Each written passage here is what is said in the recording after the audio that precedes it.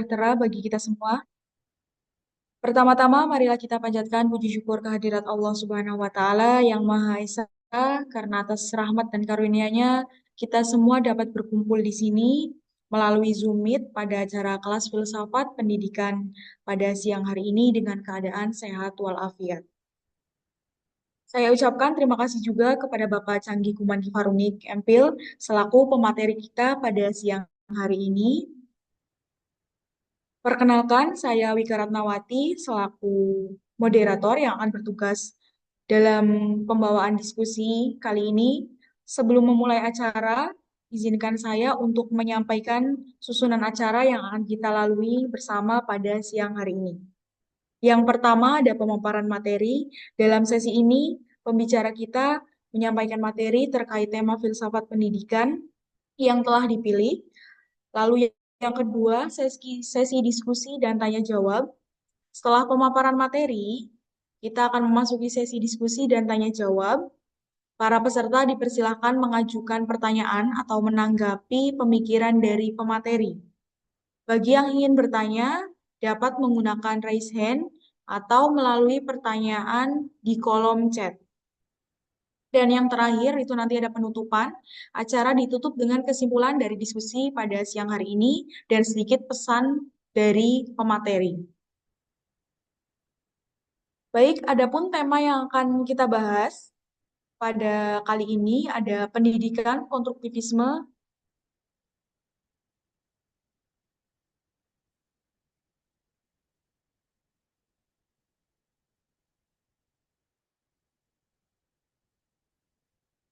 Konstruktivisme Montessori dan pengaruhnya pada perkembangan lembaga pendidikan PAUD di Indonesia. Sebelum memasuki acara inti, yaitu penyampaian materi, sebagai pembukaan, izinkan saya membacakan sedikit tentang tokoh yang akan kita bahas pada siang hari ini, yaitu Maria Montessori. Ketika berbicara mengenai pendidikan anak usia dini atau PAUD, kita tidak bisa lepas dari tokoh yang satu ini, yaitu Maria Montessori.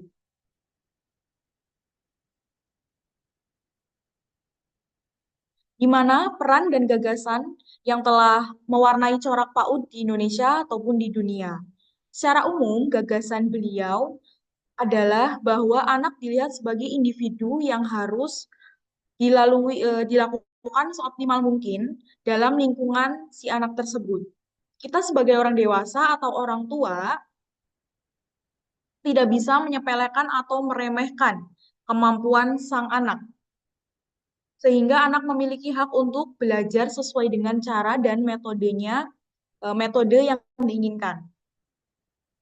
Pendidikan konstruktivisme Montessori adalah salah satu pendekatan yang sangat berpengaruh dalam pengembangan pendidikan anak usia dini atau PAUD di Indonesia maupun di dunia. Pendekatan ini didasarkan pada teori konstruktivisme yang menekankan bahwa anak-anak secara aktif membangun pengetahuan melalui interaksi dengan lingkungan. Pengaruh Montessori di Indonesia kemungkinan um, akan terus berkembang, terutama dengan semakin banyaknya orang tua yang memahami pentingnya pendidikan yang holistik dan berbasis pada anak. Lembaga PAUD yang mengadopsi pendekatan ini juga berpotensi menjadi model bagi pengembangan pendidikan anak usia dini yang lebih inklusif dan adaptif terhadap kebutuhan anak-anak. Secara keseluruhan, pendidikan konstruktivisme Montessori ini memberikan pengaruh yang signifikan pada pendekatan dan filosofi pendidikan PAUD di Indonesia maupun di dunia, dengan fokus yang lebih kuat pada kemandirian, eksplorasi, dan pembelajaran berbasis anak. Itulah tadi sedikit pembukaan dari saya mengenai pemikiran dari tokoh filsafat pendidikan yaitu Maria Montessori, dan pembahasan lebih lanjut akan dijelaskan oleh pemateri kita yaitu Bapak Canggih Gumangi Farumik yang lebih berkompeten di bidangnya. Tanpa berpanjang kata lagi, marilah kita simak pembahasan dari pemateri kita pada siang hari ini, yaitu Bapak Canggih Kumandi Farumik MPhil. Saya persilahkan. Baik, terima kasih Mbak Wika. Suara saya terdengar ya? Terdengar, Ya, Bapak? berarti izin saya share screen ya. Mohon maaf kalau lingkungannya agak berisik. Ini lingkungan di rumah. Nah, oke, lihat ya slide-nya ya. Lihat. Oke. Tapi apa wajah saya mati ya? Kameranya mati nggak saya? Masih, Bapak. Oh mati. Oh nggak masih. Oke, syukur. Oke, selamat siang semua. Perkenalkan nama saya Canggih. Di ketika saya diminta untuk memilih eh, tentang Maria Montessori, saya tiba-tiba terpikir tentang betapa populernya metode Montessori ini di Jakarta terutama, tempat di mana saya berdomisili dan lahir dan besar gitu ya. Dan saya sempat mikir Montessori apa metode Montessori ini apakah berasal dari sistem yang kompleks atau apa, ternyata setelah saya telusuri ini datang dari seorang pendidik pendidik yang cukup eh, menarik ya kalau dilihat dari perjalanannya. Tapi kita telusur pelan-pelan dulu tentang hari ini kita akan bahas. Tadi sudah diungkit Mbak Wike sedikit tentang siapa Maria Montessori, dan kita akan mendalami sebenarnya asal mula metode yang dia buat ini dari mana gitu. Lalu bagaimana modelnya, lalu bagaimana pengaruh model Montessori di Indonesia. Tiga poin ini mungkin sifatnya masih general ya, umum ya. Saya belum bisa berani bawa ke dalam konteks yang lebih dalam, yang filosofis ya, karena secara paralel saya pernah coba iseng ya komparasi bedanya Montessori dengan metode pendidikan lainnya apa gitu, dan menemukan hal menarik di sana. Tapi nanti di belakang kita agak ungkit itu. Ini adalah salah satu quote yang menggambarkan keseluruhan dari pemikirannya Montessori. Education is not something which the teacher does, but a natural process which develop spontaneously in human being. Jadi pendidikan itu bukan bukan apa yang guru lakukan gitu terhadap siswa ajar, tapi sebuah proses natural yang terbentuk secara spontan dalam eh, perkembangan atau keberadaan manusia. Peradaban lah kita sebutnya itu dalam bahasa yang lain. Artinya manusia belajar itu berdasarkan eh, situasi alami. Itu kenapa dalam banyak budaya eh, apa yang mereka pelajari membentuk realitas, dan realitas membentuk pengetahuan dan seterusnya gitu. Jadi eh, proses natural inilah yang ditekankan oleh Montessori. Eh, Montessori lahir dari keluarga kelas menengah pada tahun 1870, tepatnya 31 Agustus, di Chiaravelle, Itali, dan mendapat gelar dokter pada tahun 1896 di bidang psikiatri, pediatri, dan neuropsikiatri. Eh, Sepanjang hidupnya dia habiskan di klinik psikiatri di Roma dan tertarik pada pendidikan anak berkebutuhan khusus. Jadi paparan pertamanya terhadap anak-anak itu justru adalah anak-anak dengan kebutuhan khusus. Dan oh sebentar. Dan pada tahun 1900 diangkat sebagai wakil direktur di Institut Ortophonik, dan di 1907 dia mendirikan Casa de Bambini di sekitar daerah kumuh di San Lorenzo, Roma. Eh, Ketertarikan dia pada pendidikan itu ketika dia bekerja di klinik psikiatri. Dia melihat bahwa eh, eh, saat saat bekerja dengan anak-anak dia mengalami kesulitan belajar, dan dia melihat bahwa mereka sebenarnya dapat belajar lebih baik jika dibeli alat bantu yang sesuai dengan kebutuhan mereka. Jadi bayangkan ketika pertama kali dia dapat apa paparan terhadap anak-anak, dan dan yang dia pikirkan pertama adalah bahwa anak-anak berkebutuhan khusus ini eh, bukan sesuatu yang sulit-sulit untuk di apa istilahnya dipahami, tapi dia justru melihat bahwa jangan-jangan selama ini mereka itu punya potensi yang belum keluar, yang bisa keluar ketika ada alat bantu. Jadi yang pertama kali dia bayangkan adalah seperti itu. Dan ketika dia diangkat sebagai co-director di Institut Otoprenik ini, eh, dia itu adalah sebuah sekolah eksperimental untuk anak-anak yang memiliki kesulitan belajar. Di sini ya punya pendekatan unik, menggabungkan pelajaran sensorik dengan materi manipulatif, yaitu di istilahnya membuat manipulatif di sini itu seperti kayak menciptakan sebuah kondisi natural, padahal itu adalah eh, apa istilahnya sebuah pengkondisian seperti itu. Nah, yang terbukti membantu anak-anak untuk meningkatkan kemampuan mereka dan itu dan dia akhirnya terpikir untuk membuat metode yang akhirnya diterapkan pada anak-anak yang tidak berkebutuhan khusus ya. Jadi secara dia mulai mulai mengembangkan itu dalam eh, situasi dan kondisi anak-anak yang lebih luas gitu, di luar dari yang berkebutuhan khusus. Dan akhirnya dia mendirikan sekolah pertama. Di sekolah Casa de Bambini ini di San Lorenzo itu, dia pertama kali menerapkan ide-idenya secara penuh dan dan menciptakan lingkungan yang dirancang dengan hati-hati, lalu memberikan alat bantu belajar yang memungkinkan anak-anak belajar secara mandiri, dan dia mengamati bahwa anak-anak jadi lebih mandiri, tenang, dan fokus ketika diberi kebebasan untuk memilih kegiatan yang mereka sukai dalam lingkungan yang terstruktur. Jadi, eh, ini menurut saya bagian yang paling menarik dari metode Montessori karena tidak mungkin kita melakukan dua hal yang sifatnya terstruktur dan di satu sisi kita memberi keleluasaan mereka gitu di saat yang bersamaan. Artinya ibaratnya gini, kita diberi pilihan di mana pilihan tersebut adalah pilihan em, yang memang sudah dikondisikan sedemikian rupa gitu.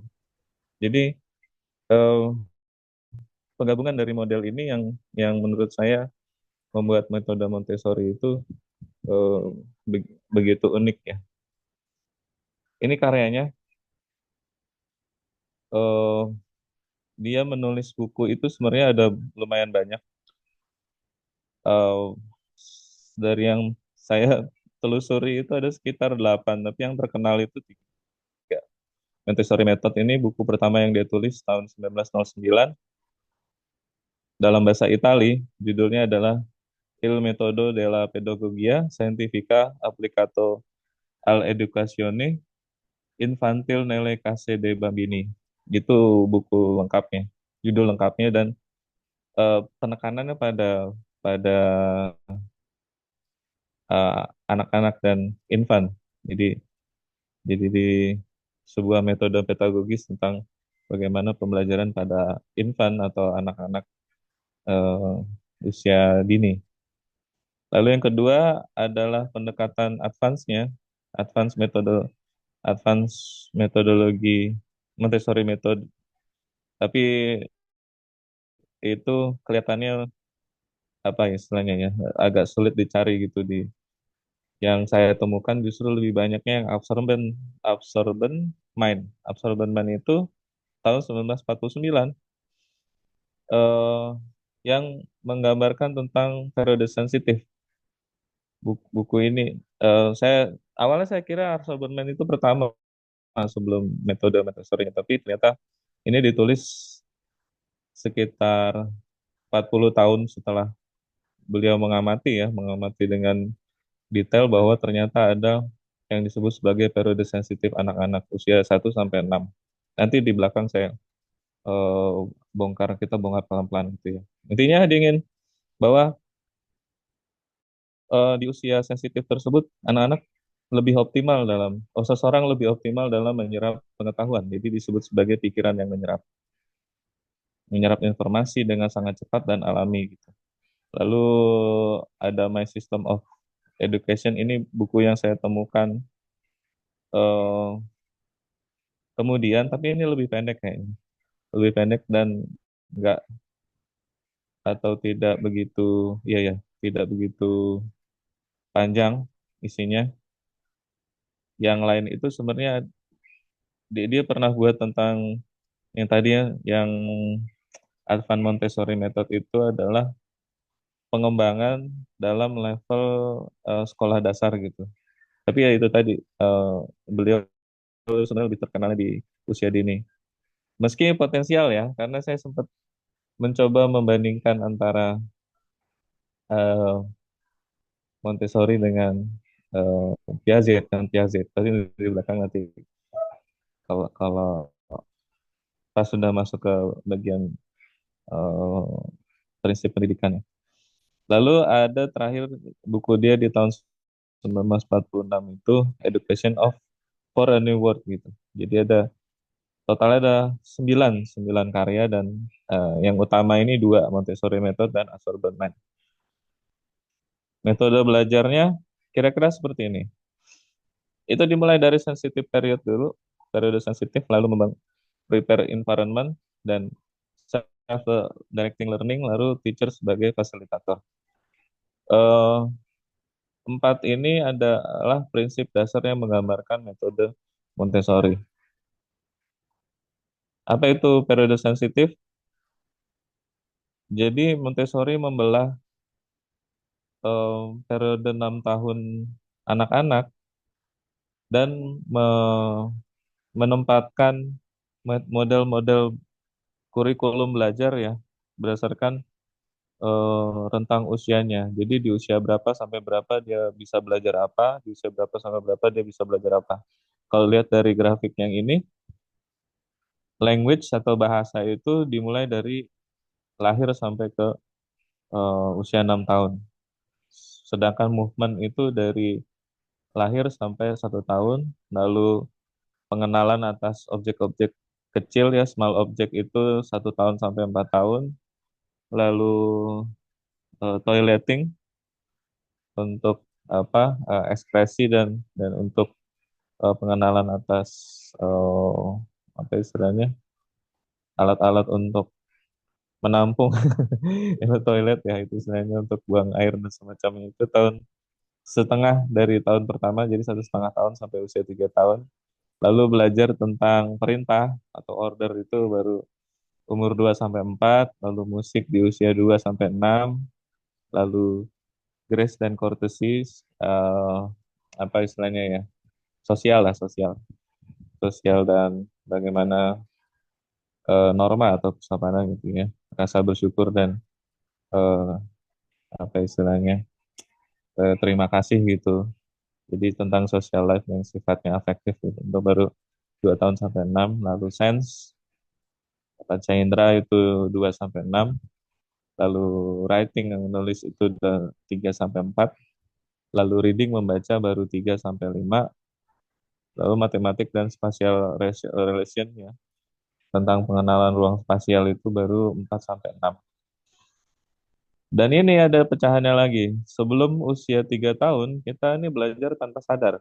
Itu jadi dipelajari tanpa kita sadari, unconsciousness. Itu kenapa kita nggak pernah bisa ingat ya kapan kita pertama kali belajar bicara, kapan pertama kali belajar jalan gitu. Itu kayak nggak masuk ke memori gitu. Tapi sejak 3 sampai 6 itu masuk ke dalam kesadaran dan terekam dalam ingatan. Sehingga eh, kelihatannya dia membelah ini. Jadi di usia 3 sampai 6 itu adalah belajar yang lebih kompleks gitu. Kompleks itu kenapa dalam membaca dan menulis itu baru dimulai ketika 3 ke belakang. Karena pengenalan awal-awal itu adalah pengenalan objek dan kata-kata atau objek dan kata yang menyertai objek itu dan seterusnya dalam pengenalan bahasa. Kayak gitu. Ini kalau di dalamnya lagi sebenarnya kita akan menemukan sebuah eh, apa ya, sebuah sebuah pengungkapan atas misteri dari kognitif manusia gitu. Dan terutama tentang kapan kesadaran muncul itu menarik ya. Di-trigger oleh apa? Mungkin ada di bukunya, tapi karena saya belum selesai membaca bukunya gitu, jadi saya belum berani bilang apa-apa soal ini. Kalau kalau kawan-kawan tertarik ya untuk bongkar ini akan sangat seru sekali gitu. Kapan eh, kesadaran atau mind kita ini masuk ke alam sadar itu triggernya apa dan kapan memori pertama mulai muncul gitu. Itu juga bisa dibedah. Tapi ciri-ciri dari sensitive period itu adalah fokus yang intens, kemampuan belajar meningkat, berbasis pada perkembangan alami dan sifatnya sementara. Jadi eh nggak ada jaminan bahwa apa yang dipelajari di zaman PAUD itu ketika usia dini itu adalah permanen gitu ya. Itu harus terus dimunculkan dalam memori mereka. Itu kenapa habis PAUD itu muncul TK, TK lalu nanti ada SD, SD, SMP dan itu terus di refresh dan semakin kompleks kesananya gitu. Hanya sayangnya eh, berbeda dengan PRC, saya melihat model ini kan sebenarnya kalau di PRC adalah tahap sensori motor gitu. Eh, di mana tahap selanjutnya kalau PRC itu sampai dewasa dia dia terus buat itu dari pra operasional, operasional formal, operasional konkret, operasional formal gitu. 11 tahun ke atas tuh udah pasti operasional formal. Hanya saya nggak menemukan atau belum mendalami ya advance Montessori ini di dalam level SD apakah sampai dewasa gitu. Eh, kita bisa itu kayak ruang yang belum dieksplor gitu ya. Kalau kita ngacunya pada periode sensitif ini, lalu setelah periode sensitif apa yang terjadi gitu? Dampaknya seberapa signifikan terhadap eh, apa pasca pasca periode sensitif? Lalu ada prepare environment, penyesuaian dari desain ruangan. Ini adalah apa istilahnya? Agar agar sensitif periode sensitif dari belajar ini bisa maksimal gitu ya. Ada pengkondisian ruangan, pengkondisian lingkungan tepatnya, penyesuaian desain ruangan, ketersediaan materi. Jadi bahkan Montessori juga memikirkan tentang bagaimana materi tersebut ditempatkan gitu. Jadi dia tidak memberi celah buat anak-anak untuk eh, males gitu, males dan mengalami hambatan karena ini kayak ada di. Nah, eh, desain ruangan diatur dengan hati-hati agar mudah diakses anak-anak. Meja, kursi, rak, dan bahan ajar disesuaikan dengan ukuran, memungkinkan mereka bergerak bebas dan mandiri. Jadi eh, me- ini pengkondisian ini juga mengikuti dari bagaimana anak-anak tersebut eh, apa istilahnya mengembangkan gerak motorik mereka gitu. Jadi kalau model anaknya sedang lari-larian, maka model ruangannya dibuat luas eh, dan masing-masing anak dapat ruangnya sendiri gitu. Jadi ini nih apa istilahnya benar-benar benar-benar dikondisikan sedemikian rupa gitu. Lalu ketersediaan materi ini yang menarik ya. Setiap materi belajar atau alat peraga Montessori diletakkan di rak rendah sehingga anak-anak bisa mengambil dan mengembalikan sendiri tanpa bantuan orang dewasa gitu. Lalu area pembelajarannya juga dibagi beberapa area seperti dalam practical life itu di luar ada ruang sensorik, ada ruang matematik, bahasa, budaya, lalu seni dalam ruang yang berbeda gitu. Jadi area-area ini terpisah satu sama lain. Lalu ada self-directed learning. Dari anak-anak bebas memilih aktivitas dan kecepatan belajarnya sendiri. Jadi mungkin catatan guru karena saya belum pernah ngobrol dengan guru di Montessori ya, dan saya jadi tertarik gara-gara ini. Apakah mereka be- kan ini kan artinya mewajibkan guru mengenal betul kecepatan belajar dan aktivitas yang diinginkan oleh anaknya karena bisa aja dia pengen belajar bahasa dulu, yang satu pengen belajar yang lain gitu. Itu bisa jadi kayak gitu situasi. Eh, Pilihan aktivitas anak diberi kebebasan untuk memilih aktivitas yang menarik bagi mereka dalam berbagai opsi. Jadi pemberian opsi ini juga upaya guru untuk terus melakukan apa ya pengkondisian sehingga tidak lepas kontrol. Kan bayangin kalau misalnya satu anak pengen main angklung, satu anak pengen maksudnya sebagai pembelajaran musik gitu ya. Yang satu pengen belajar ini, belajar itu gitu. Dan beda-beda semua. Eh, dan ternyata Montessori punya asesmen juga. Jadi kalau begitu bentuknya bagaimana asesmennya gitu. Akhirnya kan ada pilihan. Kita eh, dengan pilihan itu anak-anak diminta, jadi kayak kebebasan terbatas gitu ya. Anak-anak bebas memilih, tapi pilihan itu dikondisikan atau ditentukan oleh gurunya gitu. Lalu dan sesuai dengan minat dan tingkat perkembangan mereka. Lalu kecepatan tanpa tekanan dari guru dan tuntunan waktu. Mereka dapat mengulang aktivitas sampai benar-benar memahami konsepnya. Lalu ada eh, menekankan pentingnya pembiaran anak-anak bekerja dalam periode konsentrasi tanpa gangguan. Ketika anak fokus pada tugas, mereka dibiarkan menyelesaikan sampai tuntas. Yang termasuk juga jika eh, si anaknya nggak fokus gitu. Tapi sebenarnya anak gak fokus kalau dalam pandangan Montessori itu berarti anak tersebut tidak menginginkan aktivitas itu gitu. Jadi agak beda dengan yang biasanya selama ini kita lihat ya. Kalau anak gak fokus lalu kita paksa dia untuk fokus gitu. Padahal sebenarnya mungkin dia tidak menginginkan aktivitas itu. Dia ingin menggunakan aktivitas yang lain atau ingin melakukan aktivitas lain sehingga dia bisa fokus. Jadi eh,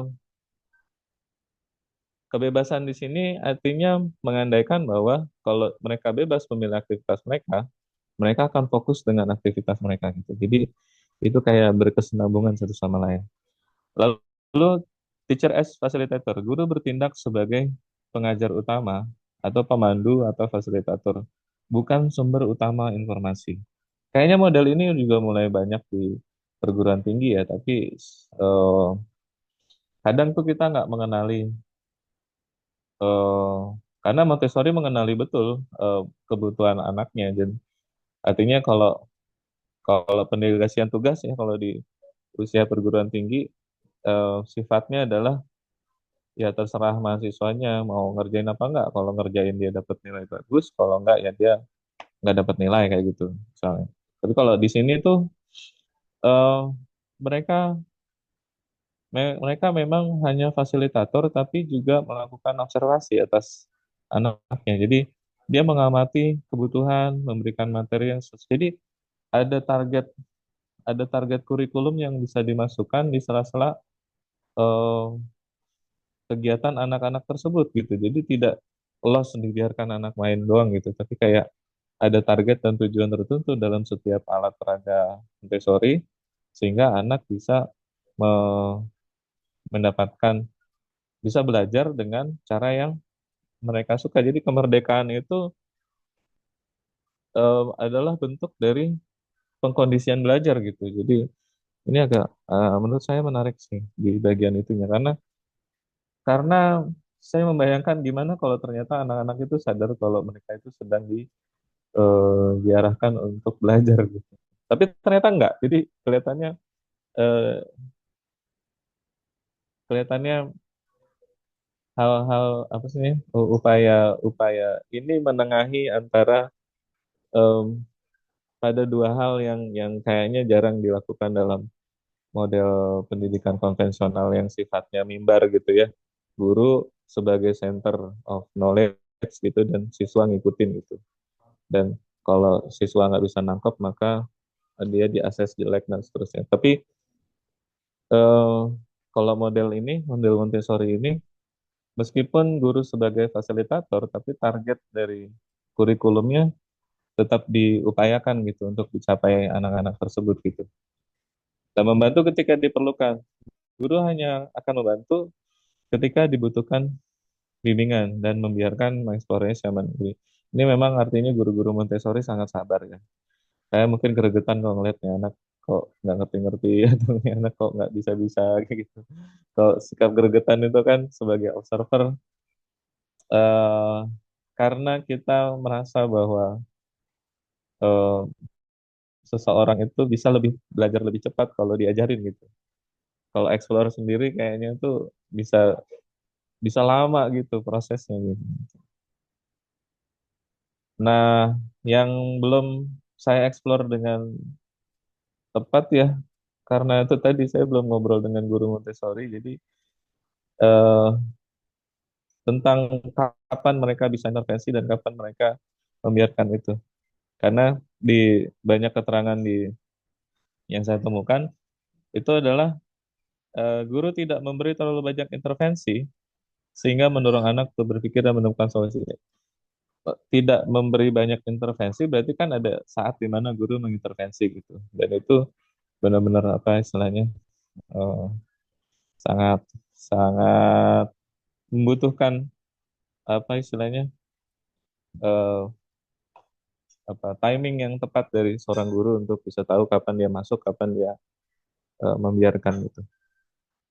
Dan kenapa saya menyebut konstruksivis di awal gitu ya? Karena memang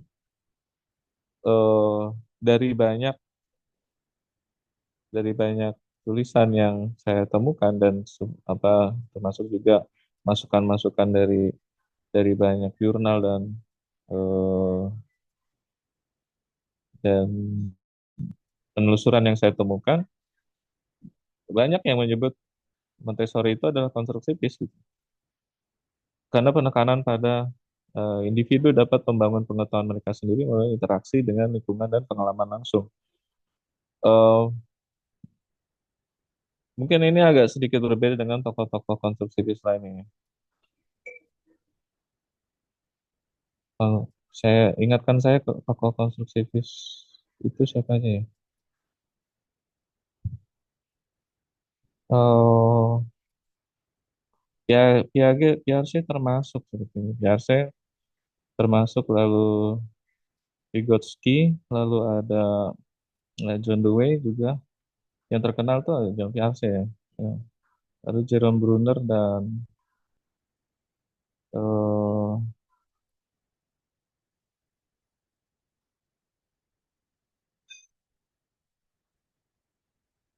Glasersfeld, Ernest van Glasersfeld, lalu ada Sherman Paper. Tapi kalau dulu saya ingatnya konstruktivis itu hampir pasti ada nyebutnya Jean Piaget aja. Nah ini saya mau mungkin sedikit tentang perbedaan antara eh, Montessori dengan Jean Piaget ya.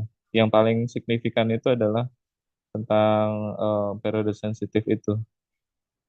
Montessori memang menyebut tentang eh, apa yang terjadi, menyebut dalam buku yang Advance Montessori tadi itu eh, sebagai kemungkinan bahwa ada perluasan atas model itu. Tapi karena paparan dia dalam anak-anak usia dini ya di masa itu dan kalau PRC kan mengamati anaknya sampai dewasa dan saya jadi tahu ya bahwa dalam perkembangan anak itu sampai usia 11 tahun ke atas itu mengalami 4 tahap gitu.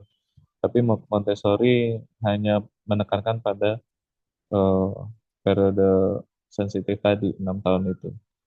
Nah, apakah mungkin kita bisa mengeksplorasi dunia setelah atau pasca periode sensitif gitu? Itu yang akan kita coba diskusikan hari ini. Tapi saya sedikit mau mengungkit tentang Montessori di Indonesia. Itu baru berapa hari lalu saya searching di data pokok Kemendikbud ditemukan sekitar 179 kelompok belajar dan PAUD Montessori per 2024 ini.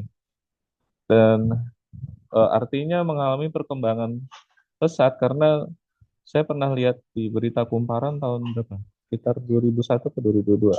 Baru 80 waktu itu. Jadi mengalami dua kali ya, dua kali lipat gitu dari 80 ke 179 gitu. Dan sekolah ini tersebar dan rata-rata sekolah swasta gitu. Sekolah swasta dengan ini karena Montessori ini punya lisensi. Jadi ada lisensi internasionalnya dan yang di Indonesia itu di bawah lembaga tertentu, tapi saya lupa nama lembaganya, Montessori Indonesia apa ya? Eh, Lembaga itu yang mengawasi kurikulum Montessori di Indonesia dan terafiliasi langsung dengan yang di Amerika. Seperti itu. Eh, s- saya kembalikan ke Mbak Wika, itu untuk yang materi saya cukupkan dulu, nanti kita lanjut dengan tanya jawab. Terima kasih. Oke, baik. Terima kasih, Bapak. Bagi terima kasih saya ucapkan kepada Bapak Cahyi Kumagi Faruni, MPhil, yang telah menyampaikan materinya yang sangat luar biasa ini. Dan bagi teman-teman, jika ingin bertanya, atau ada pertanyaan atau tanggapan tentang materi tadi, silakan langsung saja ditanyakan atau bertanya langsung dengan cara raise hand ya. Nanti teman-teman bisa langsung mengungkapkan saja apa yang ingin dipertanyakan. Tunggu ya bagi teman-teman yang ingin bertanya.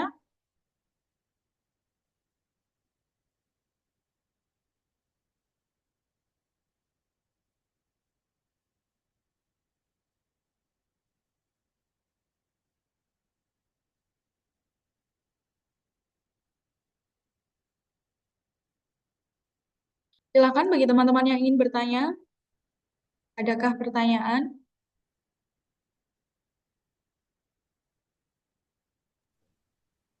Sambil nunggu, misalnya Mbak Wiko mau eh, bertanya juga boleh, misalnya.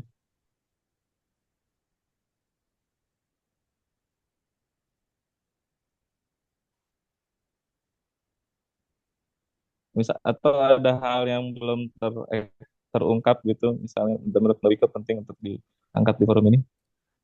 Belum ada sih, Pak. Oh, belum. Sebentar. Oke. Dari teman-teman yang lain, apakah ada yang mau ditanyakan?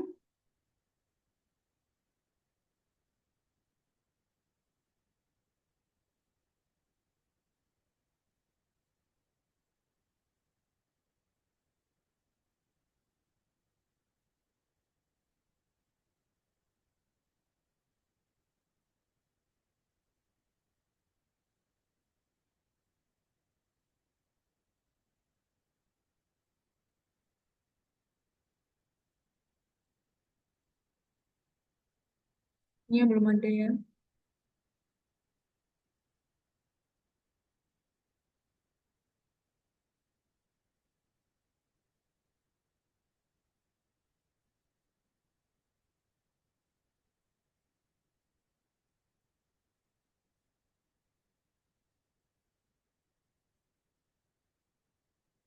Oke, baik. Bagi teman-teman, ada yang ingin ditanyakan?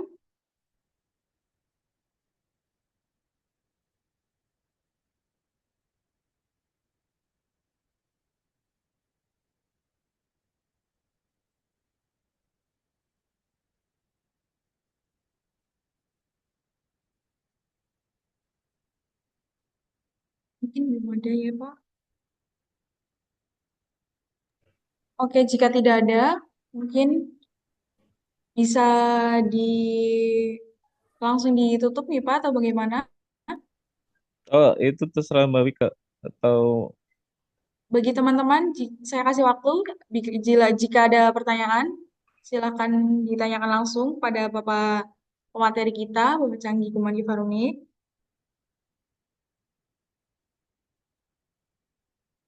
Mungkin tidak ada ya dari teman-teman. Oke, baik. Terima kasih.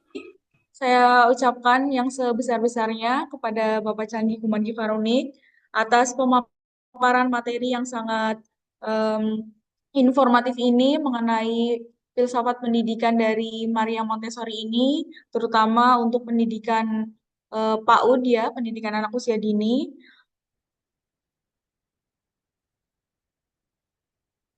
Sampai kita telah sampai di penghujung acara. Saya ucapkan sekali lagi terima kasih juga kepada Bapak Cari Kumadi Faruni atas materinya. Sebelum menutup acara ini, saya ingin menyampaikan em, terima kasih karena sudah mau menjadi pemateri di Sofia Talk kelas filsafat ini. Semoga apa yang telah kami dapat pada siang hari ini sangat bermanfaat sekali dan kedepannya bisa membawa kita kepada pengetahuan-pengetahuan yang lebih eh, baik lagi. Demikian acara kelas filsafat pada siang hari ini. Semoga apa yang telah kita pelajari menjadi sangat bermanfaat bagi kita semua yang telah hadir di sini. Oke, itu saja. Saya sebagai moderator Wika Ratnawati mohon pamit undur diri. Apabila ada kekurangan atau kesalahan kata-kata, mohon dimaafkan. baik. Terima kasih Kurang Mbak. lebihnya, terima kasih. Wabillahi taufiq wal hidayah. Wassalamualaikum warahmatullahi wabarakatuh. Bapak Waalaikumsalam. Canggih, terima Ya, kasih banyak. sama-sama yang ya ya ya. Mudah-mudahan mudah-mudahan bermanfaat. Sebenarnya saya tadi juga pengen tahu respon kawan-kawan, tapi kelihatannya entah antara sudah cukup jelas atau kelihatannya sih terlalu Udah jelas ini. jelas, Bapak. Terima kasih. Oke, sama-sama. Ya udah, terima kasih Mbak Wike, Terima kasih, Mas Pak. Deha, Terima kasih kawan-kawan banyak. semua sehat-sehat lalu. Mari. Terima kasih.